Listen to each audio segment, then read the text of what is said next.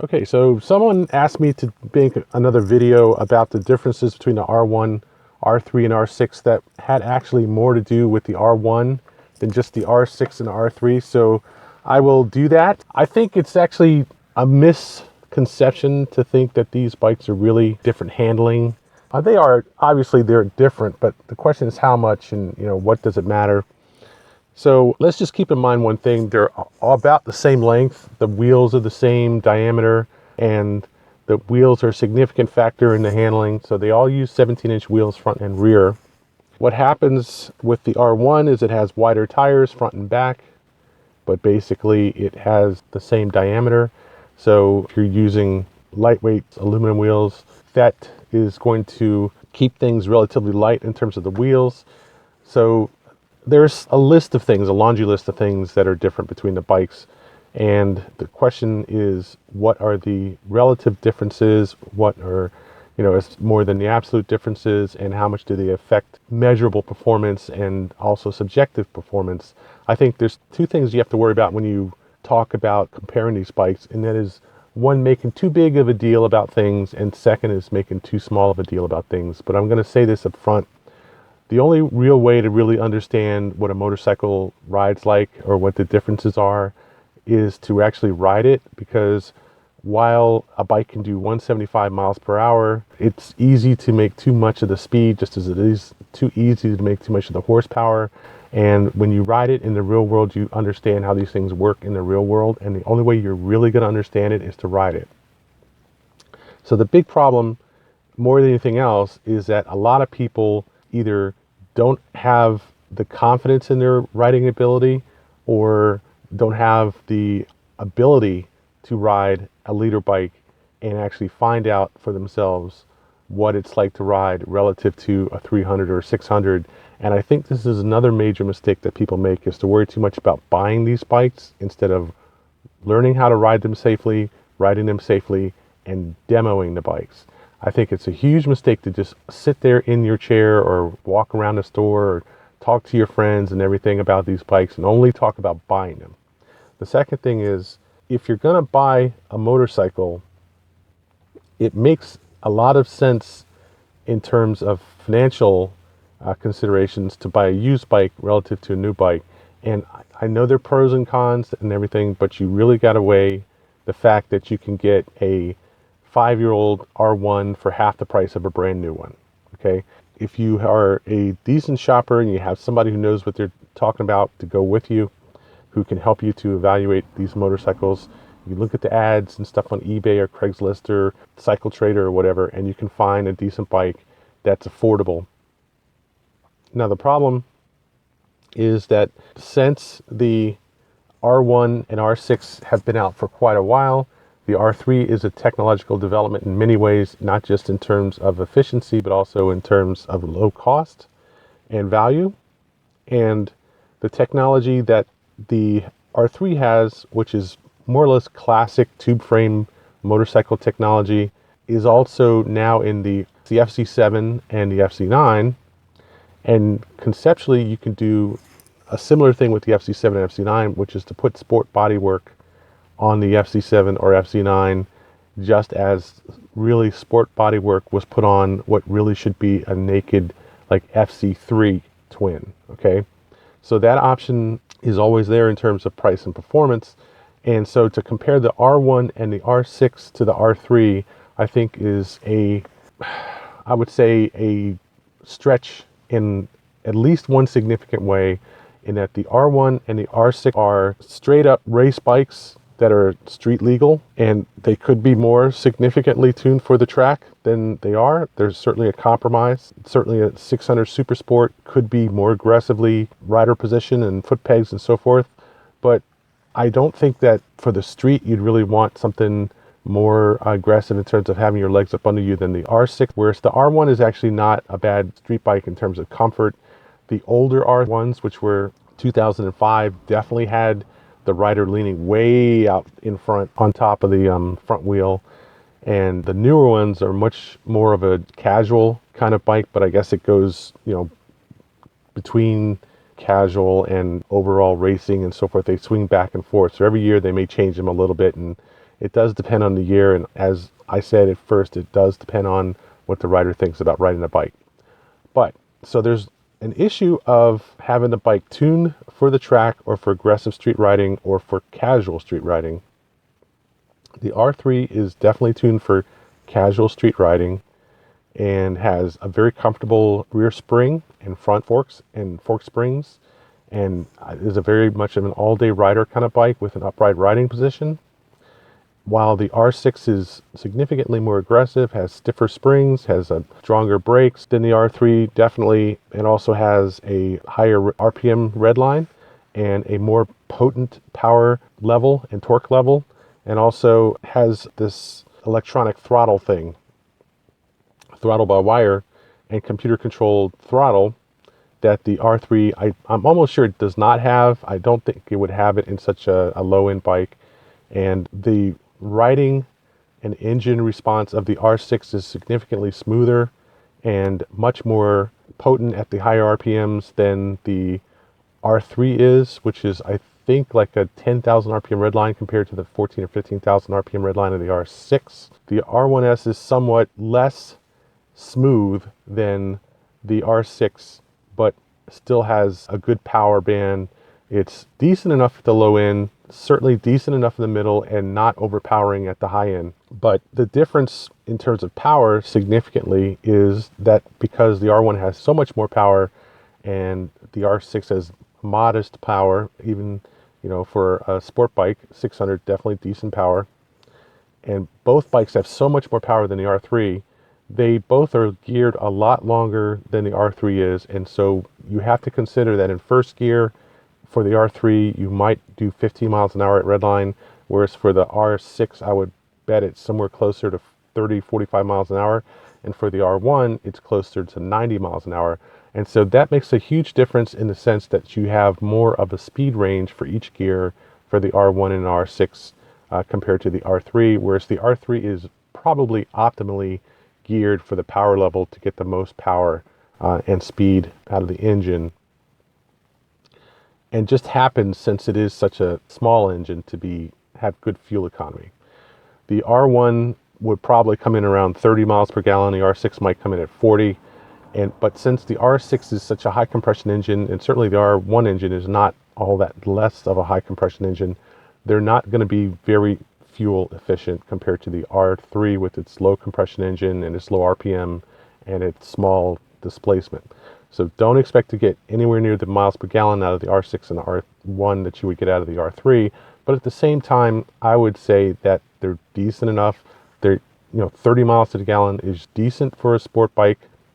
And with the tank that it has on there, say 4 gallons and 30 miles per hour, you're looking at 120 miles at a cruise on a tank, whereas you might get 240 out of the R3. So that's a factor. But I really believe that it's not a bike to ride if you can't afford to put gas in it, just as you can't afford to do maintenance, put tires on it, put brake pads on it, keep the chain in good condition, spark plugs and so forth. If all that is financially a problem for you, then you don't really need to be buying and riding a motorcycle in the first place.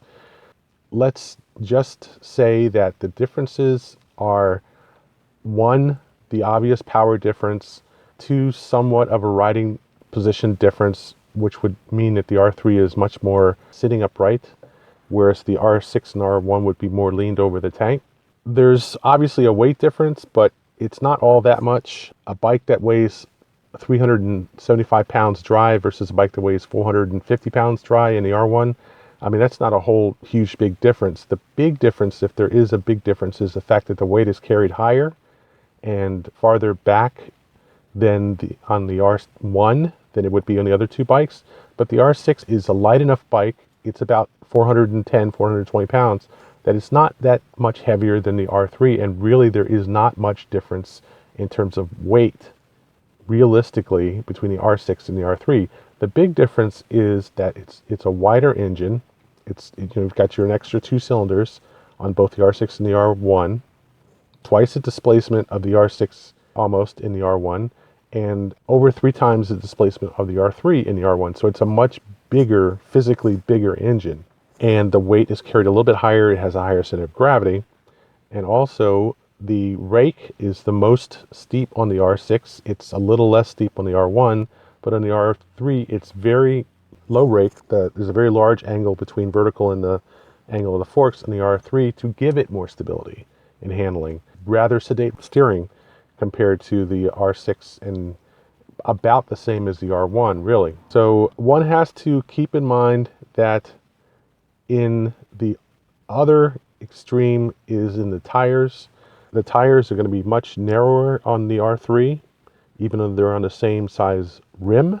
They're going to be much narrower, and that means that there's going to be less mass in the tires and wheels on the R3 compared to the R6 and R1, certainly. And that means that there's going to be less rotational inertia in the wheels for the R3, which means that it will handle to some degree laterally, rotating, flipping it from left to right a little faster than the other two bikes. But by the same token, the rake on the R6 is probably the most steep it possibly can be for stability on the street. And there's a different type of speed in the R6 than there is in the R3's handling. Obviously, they're both going to be faster to flip back and forth left and right than the R1 is, but the R1 isn't bad. And I think the R1 really does come into its own once it starts to move.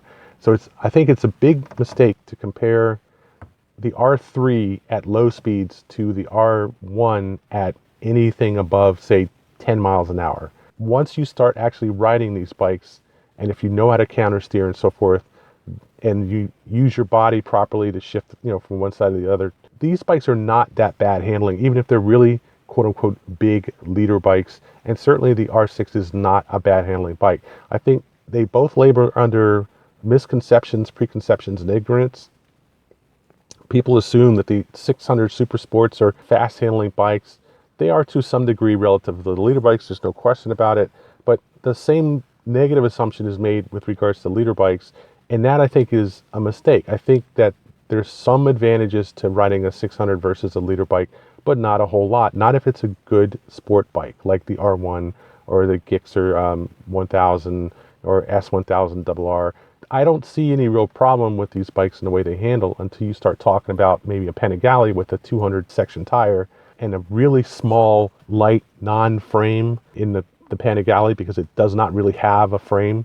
The front end is much lighter and smaller and quicker handling than the rear, and it's very unbalanced. But on a bike like the R1 or the S1000RR, they're much more neutral. They're much more responsive to ride and steer and so forth at road speeds.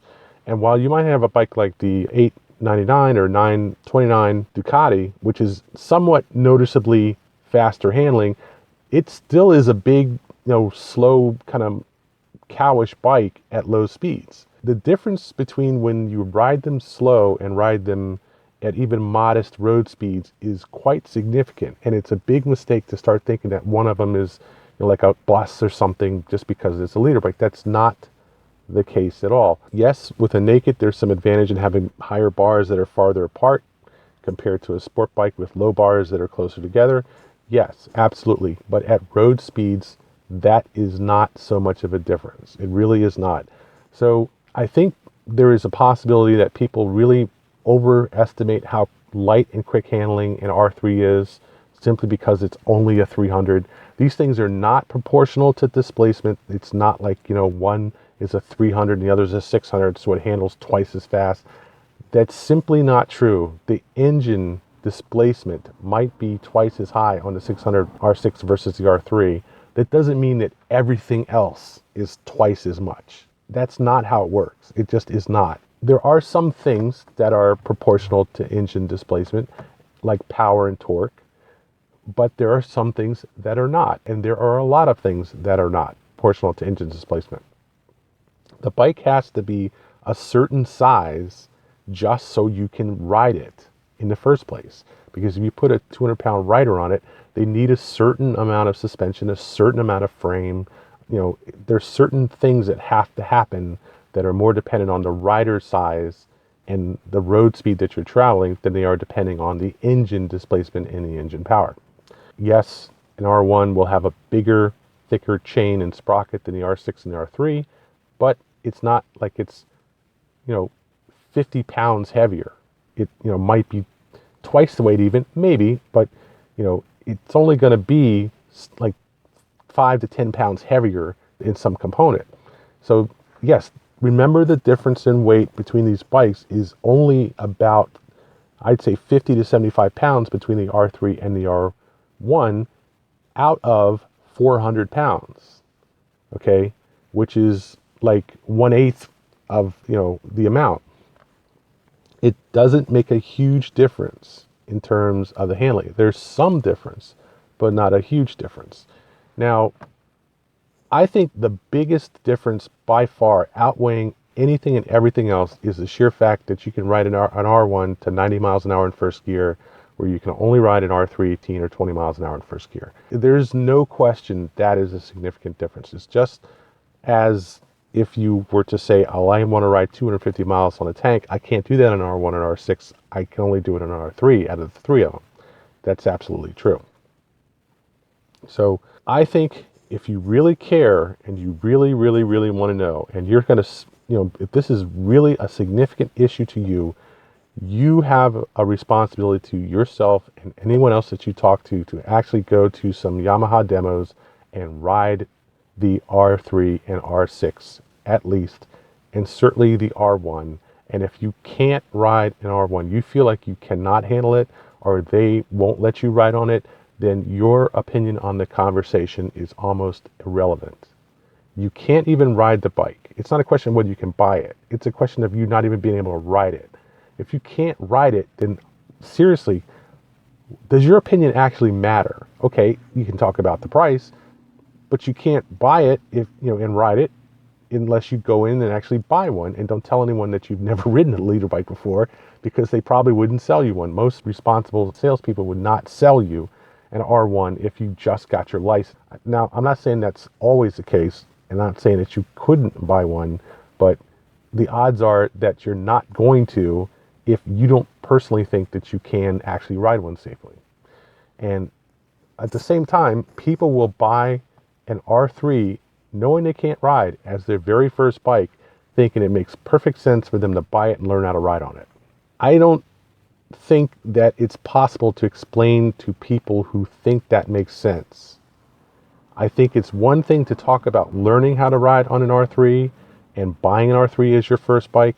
It's quite a different thing to think that it makes sense to buy one and learn how to ride on it if you don't know how to ride. There's no motorcycle that's safe to ride on the street when you don't know how to ride. Okay?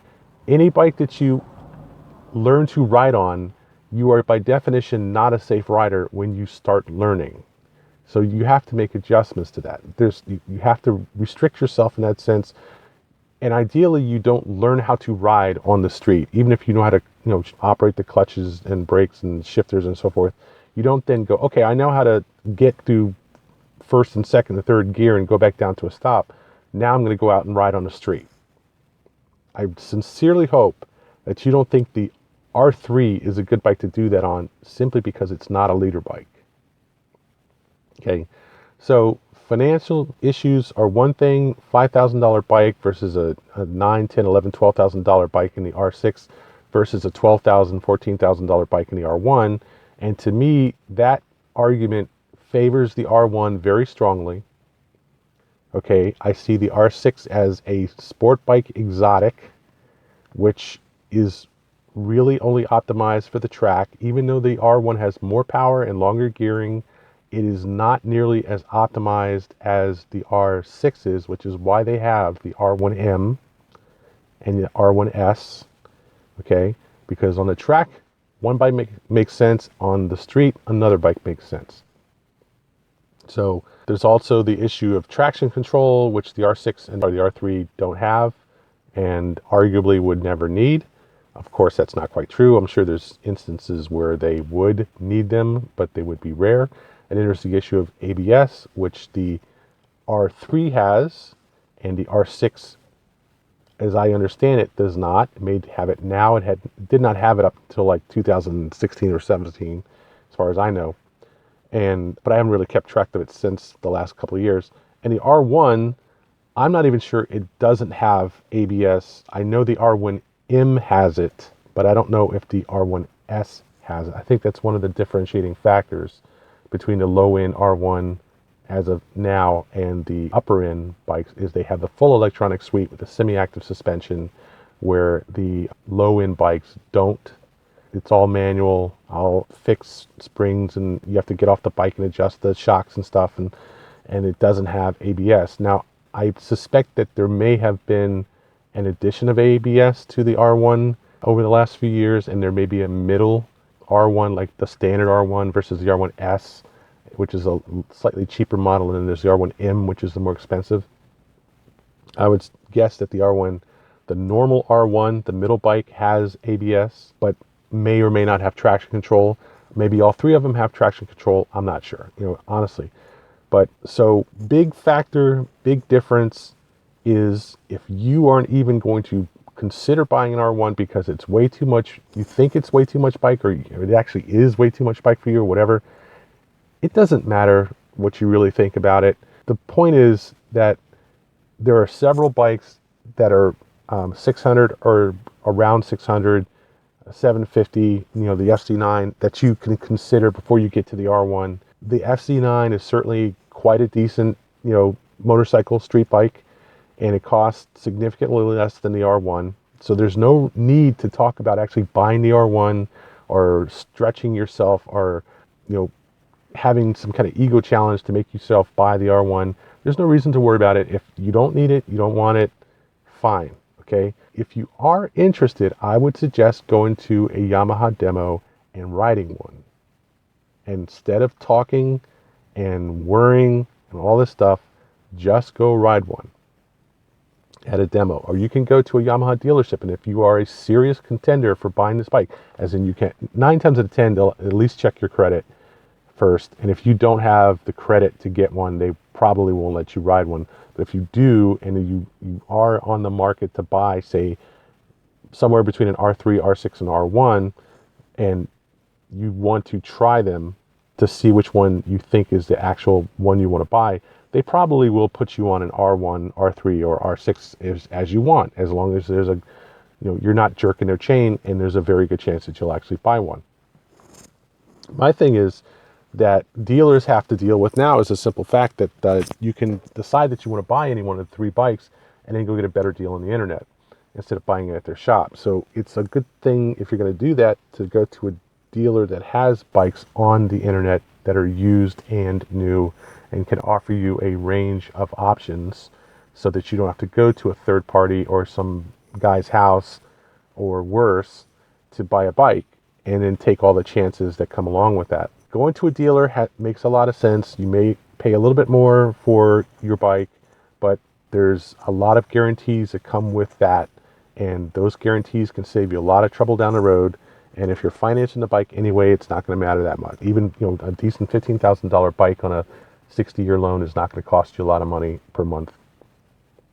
It's the insurance that's really going to make more of a difference, and also the attraction to thieves and just goofballs who want to screw around with your bike, sit on it, whatever, and vandals and people who literally go, oh, motorcycle, I don't respect motorcycles, so I'm just gonna fuck with it. Literally, there are definitely people who will do that. You have to understand, when you buy a motorcycle, especially a nice bike, there are going to be people who disrespect it through negligence, disrespect it intentionally, disrespect it just to disrespect you, just to try to put you in their place and show you that they don't care that you ride a motorcycle. They're going to still knock your shit over and dare you to do something about it, just to show you that how little respect they have for that kind of thing. And that's going to be true for probably any motorcycle you buy, okay, especially a nice bike. That's the thing that's so bad about it, is the nicer your bike is, the more assholes it draws. Sure, you may think there's some people who are going to respect it because it's nice, and people are nice and will respect your motorcycle, your property. There are quite a few people out there who are not like that and who will absolutely fuck with it just because it's a decent bike. It's a nice bike. So that's another consideration you have to take in mind if you're talking about buying an R6 or an R1, that it's just going to be more of a magnet for assholes and thieves. It's going to be even more critical that you lock it up securely, okay? Not just lock it up, but lock it up somewhere where somebody with a pair of bolt cutters can't come and cut the bolts off and take it. And also the insurance factor, and also you have to watch out for the tendency for people to goad you into racing them just because you're on a motorcycle, on a nice looking sport bike. But I want to add one more thing in here, that also in terms of safety and security, the R3 has two problems that most people probably don't consider. The first one is the brakes are the weakest on that bike. There's absolutely no doubt. You will be doing a lot of four-finger squeezing, and if they get hot, they start to fade, you're going to be in a lot of trouble. They are definitely the weakest on the R3 compared to the R6 or the R1. Even with ABS, that only stops the wheel from locking up. It doesn't actually stop the bike. There's a difference. There's a big difference. Okay. The other thing is that a problem that people run into who are beginning riders or poor riders, it doesn't matter what displacement of motorcycle they're riding, is that they tend to watch the instrument cluster too much. They tend not to pay attention to the road enough. They don't look far enough down the road. They're busy goofing around, on the road with their friends or whatever, or looking off to the side, looking at scenery, watching their GPS. They don't pay attention to the road enough and think enough and give themselves enough room. They'll happily tailgate other vehicles on the road. They'll ride too close to each other. They take corners way faster than they should and then get lucky to come out of it in one piece. Maybe the corner was only so tight or only goes over so far of an angle and they can come out of it before they run off the road. When you start riding on tighter roads or more turns, which are like 180, 270, 360 degree turns, those bad riding habits can really come and bite you in the ass. And again, it doesn't matter how much power the bike has, how much it weighs, how the handling is. If you just demonstrate poor riding intelligence while you're on the road behind a motorcycle, any bike is as dangerous as any other bike. None of them are so snap quick handling that you can avoid stuff at the last second. Especially the faster you move, the faster you ride the bike, the less they're going to be able to turn quickly. And that says that if you really rely on that to avoid problems on the road, you can only ride so fast. You can only ride 35, 45, 55 miles an hour at the most, because anything more than that, the inertia of the wheels will take over the handling and you just won't be able to move that bike side to side as quickly as you think you can. It just won't happen. It doesn't matter what kind of bike it is. So as far as the similarities and the differences, these bikes are more similar than different. Even though they do have significant differences, they're not as significant for the most part as people think they are, just as people think that you don't need a bike that does 175 miles an hour on a highway. That is true to a very large degree. The benefits of that speed capability are it will loaf at lower speeds in gears where you will be, winding in R3 to stay at those speeds, whereas on an R1 and R6, it will happily loaf along at higher gears, lower gear ratios than an R3 will, and run lower RPMs. It's not going to make it get better gas mileage than an R3, but at the same time, it's going to be easier to ride. You'll have to do less shifting. So on that note also, there's no question that the clutch lever for the R3 is going to be the lightest compared to the other two bikes. The R1 has a real clutch, and it certainly will be a significant effort to pull the clutch in on that bike compared to the other ones. And that's not something to take lightly for the first 1,000 or so miles that you ride the bike until your hand gets used to that. Even so, you'll still want to avoid pulling in the clutch if you can avoid it. You'll be doing a lot of shifting into neutral and coasting, things like that, unless you absolutely have to operate the clutch with a bike that has a heavier clutch, whereas the R3, the clutch is just a flippy lever. It's much easier to shift, and you'll be doing a lot more shifting on it than you would with a R6 or R1. I can talk about this. I think I've really exhausted it already, but the words are one thing. I can kind of convey the message. I can explain the differences to some degree fairly accurately because I have a good amount of experience riding all three bikes. I've ridden all of them several times, and I've put some significant miles on an R1 in my life, and I've ridden them in varied situations, in slow traffic and fast traffic, and open roads, on back roads, on the track. I have actually ridden the R1 on a track, and I've also ridden the R6 and the FC1 on a track also. There's no doubt that they're different bikes. No question about it. Different bikes, different price, different consequences for the decision of buying each bike. But you won't truly understand the differences until you've ridden all three of them yourself. When you have some decent skill to appreciate the differences between the bikes, and you've done a fair amount of miles and a fair amount of different kind of road configurations to truly understand the difference. Okay, so the message is out there waiting for you. Don't think you know these bikes if you haven't ridden them. And also don't think it'll be easy to learn how to ride, and you learn how to ride safely on an R3 just because it's only 300 cc's. That is not true. Once you put your butt on the back of a motorcycle and put it out on the street, you will be in danger from yourself and other riders and other issues on the road just as much as you would be on an R1. The only difference is you can be even more stupid and race an R1 faster than you can be stupid and race an R3. That is the only real difference.